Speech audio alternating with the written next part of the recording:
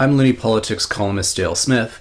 and Alberta last week saw an incident where the voters list got leaked to a separatist organization who then put it up online on a searchable database. Now, this is a giant breach of privacy rights, particularly because goes beyond what's available in, for example, a phone book, because it also includes the people who are unlisted and are generally unlisted for a good reason, such as people who are fleeing domestic violence and don't need their former partner to find them. So there's investigations happening in Alberta, and there are a lot of questions about why Elections Alberta didn't respond to concerns sooner, which may or may not have to do with the fact that Jason Kenney essentially cut the office of the Commissioner of Elections in the province because they were doing things like investigating his leadership contest.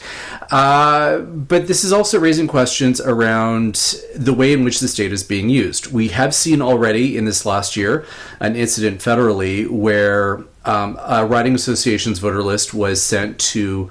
BC Conservative leadership candidates team,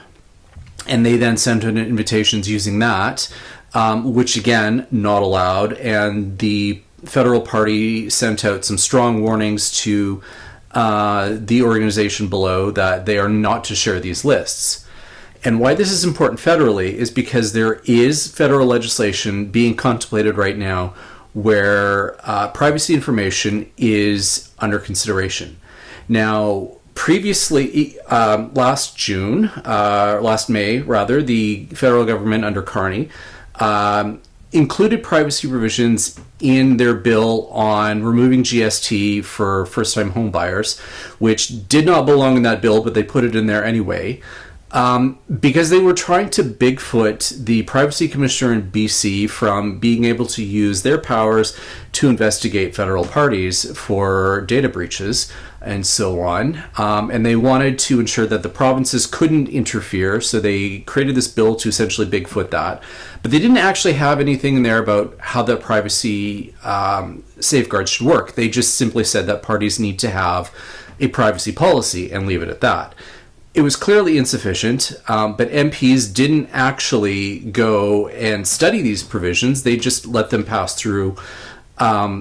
unstudied, unamended, and it wasn't until the Senate where you had a bunch of senators who raised the alarm and tried to amend it to include either some kind of safeguards, or ultimately what did the one amendment that did end up passing was to have a sunset clause that would force the government to come up with a better policy.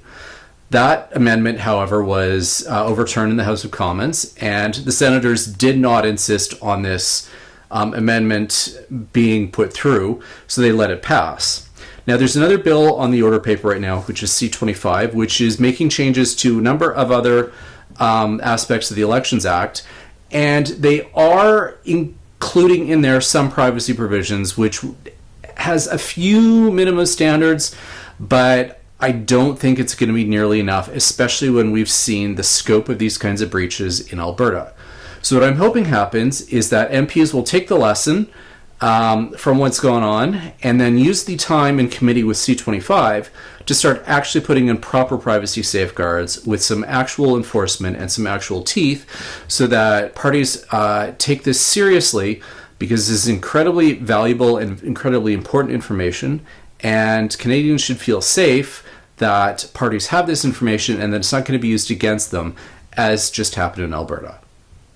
For Looney Politics, I'm Dale Smith.